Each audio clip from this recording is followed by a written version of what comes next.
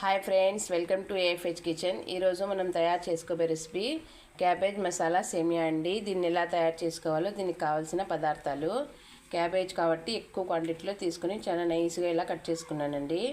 పండుమిర్చి, ఉల్లిపాయలు, కొత్తిమీర, టమోటో, కరివేపాకు, కస్తూరి మేథి నేను కడిగి కట్ చేసుకున్నాను.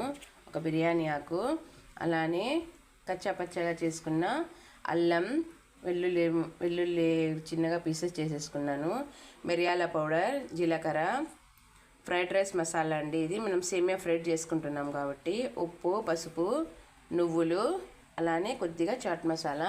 చూడండి, సేమియాని నేను కొద్దిగా ఆయిల్ వేసేసుకొని అన్నింటినీ ఫ్రై అయితే చేసేసుకుంటున్నాను. అన్నింటినీ ముందు ఫ్రై చేసేసుకుందాం.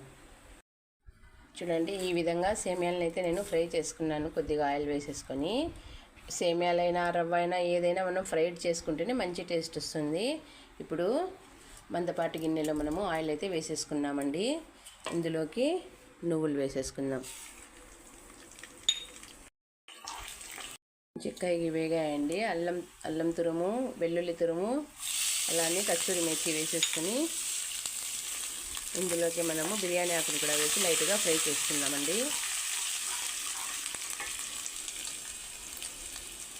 పండుమిర్చి కూడా వేసుకుందాము, ఎందుకంటే కొద్దిగా రోస్ట్ ఉంటేనే సరిపోతుందండి.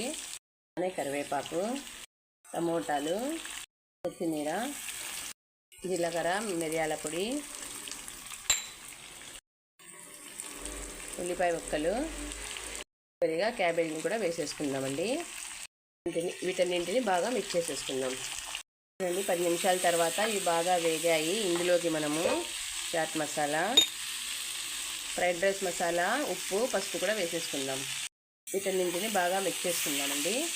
చూడండి, మామూలుగా అయితే ఒకటి వేసుకుంటాము, కానీ ఇది రెండు సేమియాలకి ఒక గ్లాస్ వాటర్ చాలండి. 2 గ్లాస్ సేమియాకి 1 గ్లాస్ వాటర్ అండి. చూడండి ఫ్రెండ్స్, ఎంచక్క ఎసురు వేగుతుంది. ఇందులోకి మనము సేమియాలను అయితే వేసేసుకుందాం. చూడండి ఫ్రెండ్స్, ఎంతో టేస్టీ అండ్ హెల్తీ అయినటువంటి నువ్వుల మసాలా సేమియాలు రెడీ అండి. తినండి, ఆరోగ్యంగా ఉండండి. నా ఛానల్ని లైక్ చేయండి, షేర్ చేయండి. మరిన్ని వీడియోస్ కోసం నా ఛానల్ని సబ్స్క్రైబ్ కూడా చేసుకోండి.